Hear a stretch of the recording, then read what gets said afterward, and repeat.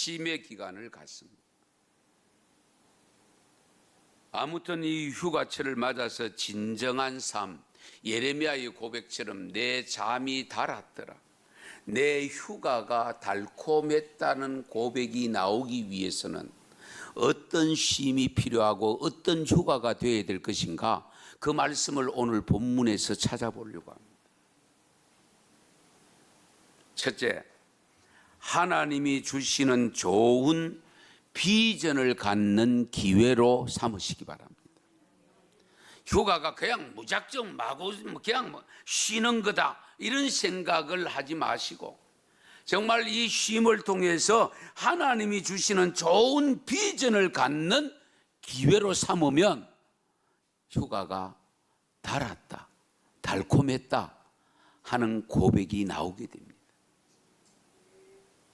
이 31장 전체가 예레미야가 잠을 자고 있을 때 꿈을 나타난 꿈 내용이라고 말씀드렸습니다마는 1절에서 22절까지 다 읽지를 않았는데요, 북이스라엘 회복에 대한 약속의 메시지인데 몇 절을 한번 찾아서 같이 읽어볼게요. 1절부터 한번 보십시다. 31장 1절 같이 읽습니다. 여호와의 말씀이니라, 그때에 내가 이스라엘 모든 종족의 하나님이 되고 그들은 내 백성이 되리라. 아멘. 지금 버림받았는데, 바벨론 포로로 잡혀갔는데, 그런데 하나님은 내가 이스라엘 모든 종족의 하나님이 되고 12지파의 하나님이 되고 그들은 내 백성이 된다. 그리고 4절 보십시다. 4절 같이 읽습니다. 처녀 이스라엘아, 내가 다시 너를 세우리니 네가 세움을 입을 것이요, 내가 다시 소고를 들고 즐거워하는 자들과 함께 춤추며 나오리라. 아멘. 춤추며 나오리라. 그리고 11절에서 12절입니다. 같이 읽습니다. 여호와께서 야곱을 구원하시되 그들보다 강한 자의 손에서 속량하셨으니 그들이 와서 시온의 높은 곳에서 찬송하며 여호와의 복 곧 곡식과 새 포도주와 기름과 어린 양의 때와 소의 때를 얻고 크게 기뻐하리라. 그 심령은 물된 동상 같겠고 다시는 근심이 없으리로다 할지어다. 아멘. 17절 한 절 더 읽을게요. 17절입니다. 너의 장래에 소망이 있을 것이라, 너의 자녀가 자기들의 지경으로 돌아오리라. 여호와의 말씀이니라. 아멘. 여기서 끝나지 않습니다.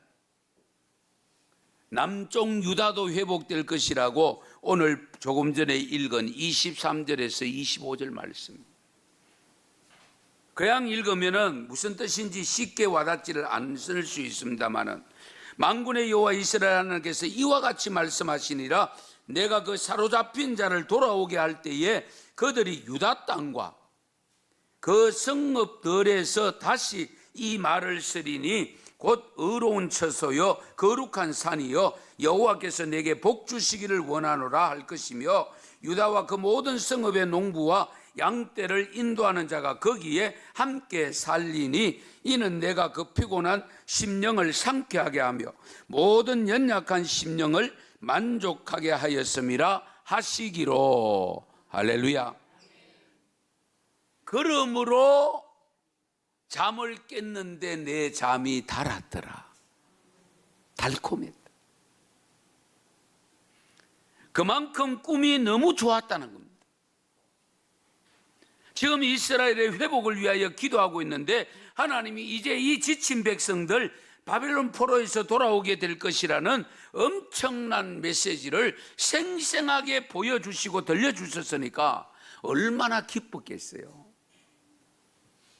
그래서 예레미야 선지자는 잠이 달 수밖에 없었던 거예요. 이런 꿈을 꾸고 나면 정말 심한 피곤함도 다 없어집니다. 사라집니다. 성도 여러분, 우리가 일상생활에서도 마찬가지라고 봅니다. 잠을 자든지 일을 하든지 하나님이 주신 비전을 바라보고 있으면 지칠 줄 모릅니다. 해도 또 하고 싶어집니다. 분명히 몸은 피곤한데 마음은 즐겁습니다. 왜? 하나님이 주신 비전을 품고 사역을 하고 있기 때문에.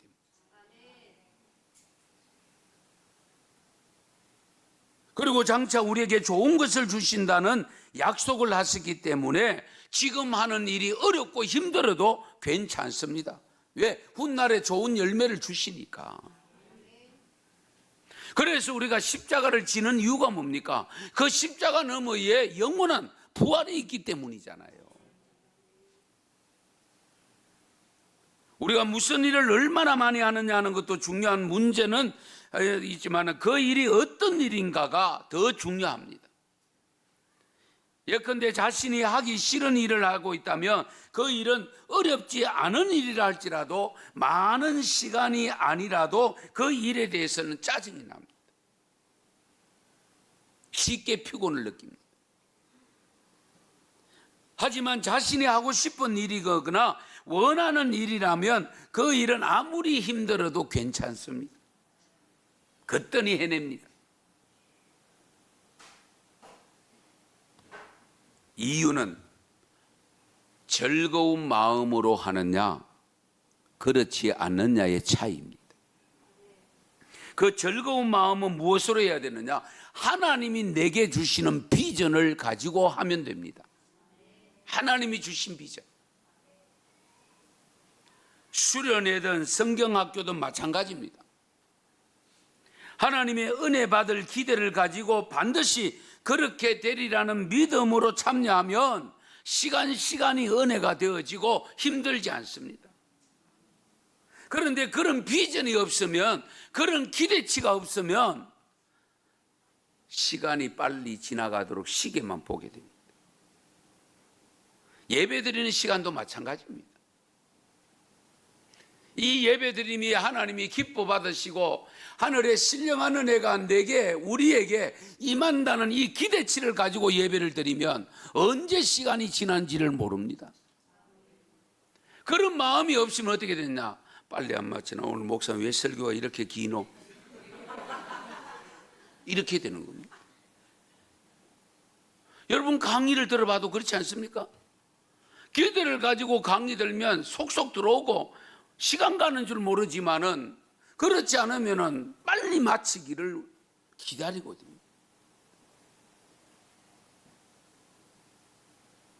그러니까 자연스럽게 나타나는 현상이 뭐냐? 웃음이 없어집니다. 왜? 마음에 기쁨이 없거든. 잠이 달았다.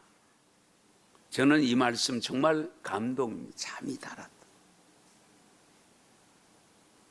내가 열심히 일을 했음에도 불구하고 피곤하지 않더라는 고백이잖아요. 예. 잠잘 시간이 없어서 시간이 너무 아까워서 밤새 잠 한숨 못 자고 있었지만은 피곤한 줄 모르고 기분이 너무 좋습니다.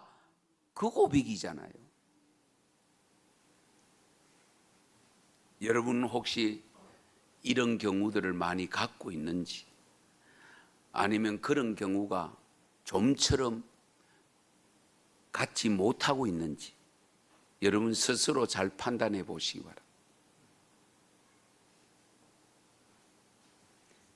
휴가도요, 가기 싫은 거 억지로 따라가면요 쉼이 되지 않습니다. 잠자는 것도 어디에서 자느냐가 중요하지만 누구와 자느냐가 중요하지 않습니까? 특히 사춘기를 겪고 있는 소년부, 중등부, 우리 선생님들 잠재울 때에 조심해야 됩니다. 왜? 친한 사람끼리 자야 됩니다. 별로 안 좋아하는 사람, 보기 싫은 사람 같이 재워놓으면 잠 못 잡니다. 그 다음에 집에 가면 엄마한테 다시는 내가 성경학교 가는가 봐라, 수련회 가는가 봐라, 이렇게 되는 겁니다. 아이나 어른이나 다를 바가 없어요. 그러므로 성도 여러분, 일을 하든 봉사를 하든 예배를 드리든 아니면 휴가를 가든 항상 주님이 주시는 비전을 마음에 품고 감당하시기 바랍니다. 주님이 주시는 비전을 품고 감당하면 모든 것이 은혜가 되고 밖에 나가서 자도 잠이 잘 오게 되어지. 잠이 달았더라. 이번 휴가는 달콤한 휴가였다 하는 고백이 일어나기를 축원합니다. 그 다음에 두 번째, 이런 고백이 나오려고 하면 마음을 상쾌하게 하고 만족하게 해야 합니다. 마음을.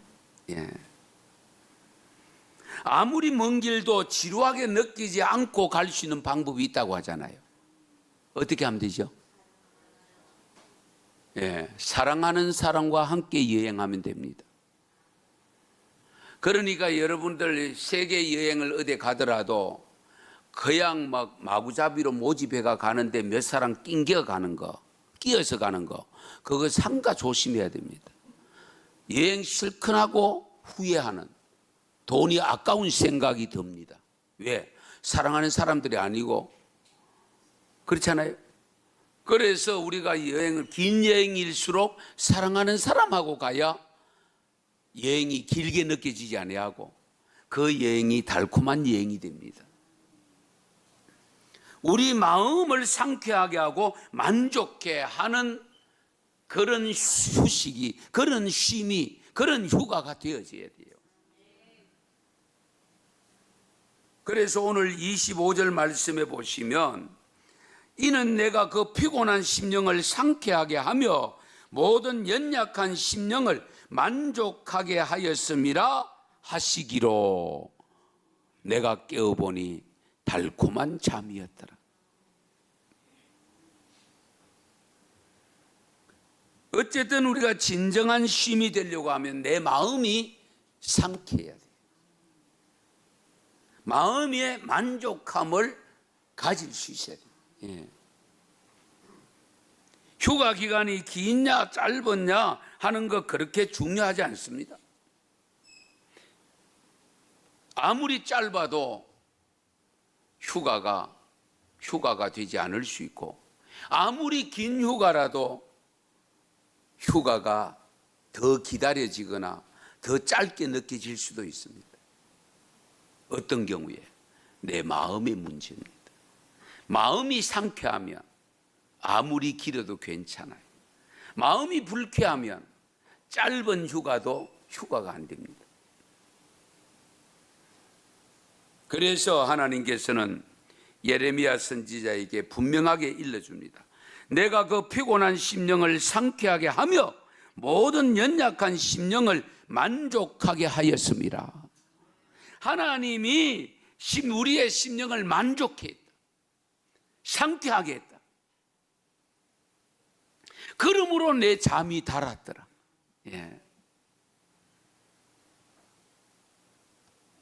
바벨론 포로 생활하는데 한번 생각해 보세요. 잠이 달게 느껴지겠습니까? 눈만 뜨면 걱정인데 언제 해방되나? 분명히 하나님께서 70년이 차야 돌아온다고 했는데 그래도 하나님 좀 일찍 당겨주시지, 그런 생각 안 들겠어요? 오늘도 저와 여러분이 예배를 드리고 있습니다. 예배 드리는 이 순간에 마음이 상쾌해야 됩니다. 그래서 여러분들이 예배 드리러 집에서 출발하기 전에 절대로 화난 마음으로 오시면 안 돼요. 상쾌한 마음으로 출발하셔야 돼요. 그래야 예배 시간이 지루하지 아니하고 그 예배가 하나님 앞에 드려질 예배가 되어질 뿐만 아니라 내 심령은 쉼이 됩니다.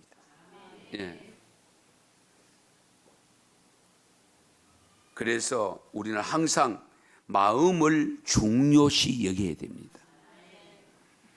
예수님이 우리에게 주신 말씀 중에 참된 쉼을 약속한 말씀, 너무 잘하는 말씀 아닙니까? 마태복음 11장 28절. 수고하고 무거운 짐진 자들아 다 내게로 오라. 내가 너희를 쉬게 하리라. 쉼을 주신다고 하는데 얼마나 좋습니까? 다 내게로 오라. 내가 너희를 쉬게 하리라. 여러분, 무거운 짐을 져본 일이 있습니까? 짐 종류도 여러 가지입니다. 정말 물리적으로 무거운 짐이 있습니다. 저는 중학교 때 80kg 살 한 가마씩 지고 날랐던 사람입니다. 이해가 될는지 몰라요. 그때 키가 145, 150이었습니다. 이해가 안 되시죠? 지금 145, 150 되면 초등학교 몇 학년쯤 되게? 제가 중학교 1, 2학년 때 그 키가 그렇게밖에 안 돼요. 제 동네 아주머니가 쟤는 세호에는 저 키가 언제 클고? 그랬다는 거예요. 그 고백을 제 앞에서 하셨어요. 그런데 80kg 살을 졌어요. 별로 놀라질 않는데 20kg짜리가 4포입니다. 생각해 보세요. 나무지게, 속골지게 엄청나게 져봤기 때문에 쉼이 얼마나 중요한가를 알고 있습니다. 절대로 그 첫 번째 산에서 진 짐 지고 집까지 올 수가 없습니다. 오는 길에 몇 번이나 쉬어야 됩니다. 땀을 뿔뿔 흘리면서 지게작지를 구워놓고 쉬는 그 시간, 그 상쾌함은 안 해본 분 몰라요. 그런데 이렇게 물리적인 짐도 무거운 짐이 있지만 가장 무거운 짐은 죄의 짐입니다. 죄의 짐. 그 죄의 짐은 마음의 짐입니다. 그렇잖아요? 영혼의 짐입니다. 그렇기 때문에 무거운 물리적인 짐보다도 훨씬 더 무겁게 느껴질 수 있습니다. 그래서 예수님께서 무거운 짐진 자들 다 내게로 오라. 그 무거운 짐은 죄의 짐입니다. 그거 풀어버리면 이 세상에 그 어떤 것도 별로 짐될 게 없어요. 그렇잖아요? 죄의 짐 다 벗어버리면 내 기분이 상쾌하고 내 마음이 상쾌한데 다른 물리적인 짐은 별로 짐이 안 됩니다.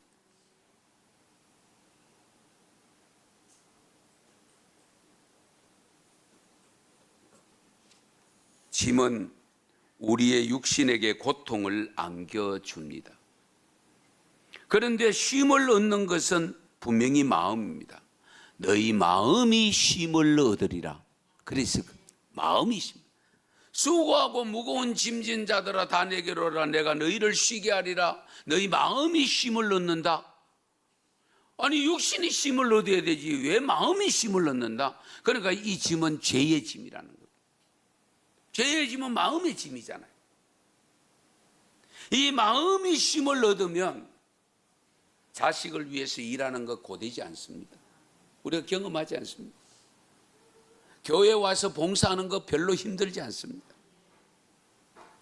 그러나 죄의 짐이 가득 차 있으면 일 안 하고 가만히 앉아 있어도 고역입니다. 그 죄의 짐 때문에 얼마나 많은 신경을 쓰고 있는지 모르겠어요. 그래서 불면증에 걸리는 겁니다. 잠이 안 오는. 잠이 안 오면 그 다음에는 어떻게 육체적인 짐도 함께 지게 됩니다. 피곤합니다. 영육이 피곤한 겁니다.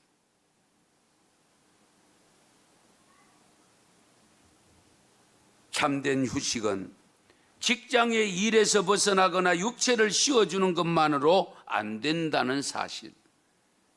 왜냐하면 일상의 자리로 들어가면 곧 또 그 짐은 져야 되잖아요. 그렇죠? 그래서 우리가 가장 좋은 것은 죄의 짐을 벗어버리고 마음에서 상쾌함을 얻어야 되고 마음의 짐을 덜어야 됩니다. 전도서 2장 23절에 이런 말씀이 있습니다. 같이 읽겠습니다. 일평생에 근심하며 수고하는 것이 슬픔뿐이라. 그의 마음이 밤에도 쉬지 못하나니 이것도 헛되도다. 아멘. 일평생 근심하며 수고하는 것이 슬픔뿐이다. 마음이 밤에도 쉬지 못한다. 인생이 그렇다. 그래서 시편 90편 10절에 가면 어떤 말씀이 있냐면 우리의 연수가 70이요 강건하면 80이라도 자랑할 것은 수고와 슬픔뿐이다. 정말 그렇습니다. 그러면 이런 쉼을 이런 모습으로 살아가는 우리가 진정한 휴식이 되려고 하면, 진정한 휴가가 되려고 하면 내 마음부터 상쾌함을 얻어야 됩니다. 그 마음이 어디로부터 오느냐? 주님으로부터 옵니다. 다른 어떤 사람 붙잡고 그 마음 얻으려고 하면 더 큰 상처 입지 않으면 다행이지. 그렇지 않아요?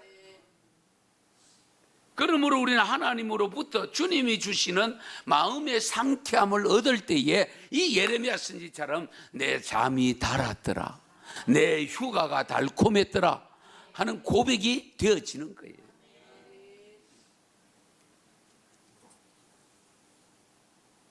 마지막으로 성도 여러분이 휴가를 가시거나 쉼을 위해서 시간을 내실 때에 어디에서 쉬었냐가 나름대로 중요합니다.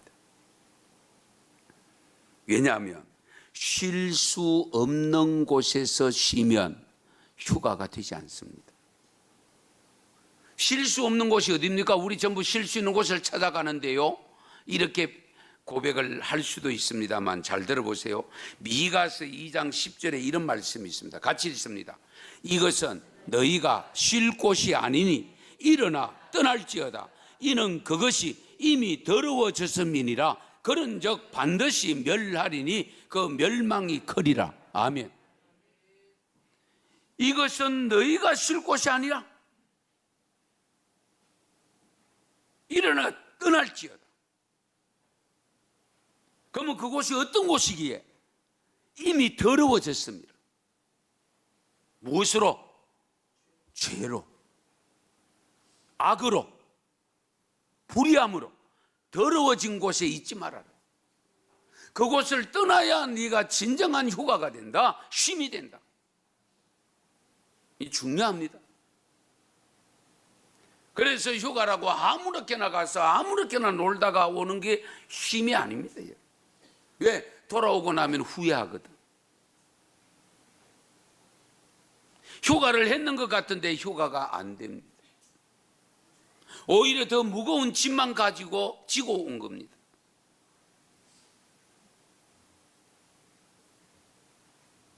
그러면 이보다 더 중요한 것이 뭐냐?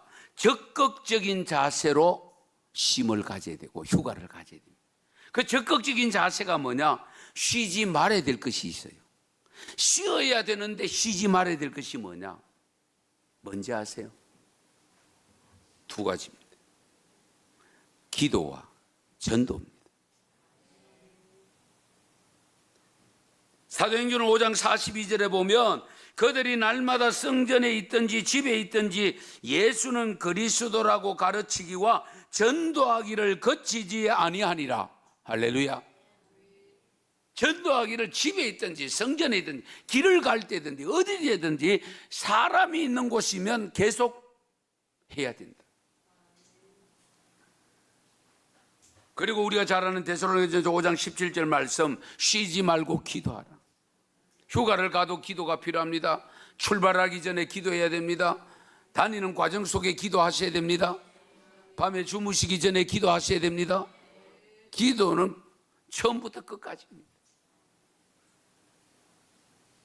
그래서 사무엘은 기도하기를 쉬는 죄를 범치 않는다고 고백했습니다. 디모데후서 4장 2절에 보면 너는 말씀을 전파하라. 때를 얻든지 못 얻든지 항상 힘쓰라. 휴가 가는데 우리끼리만 안 가고 우리 가족만 안 가고 다른 가족끼리 모이면 그 가족이 예수 믿는 사람 같으면 다행이지만 그렇지 않은 사람 오면 절호의 기회잖아요. 전도할 절호의 기회.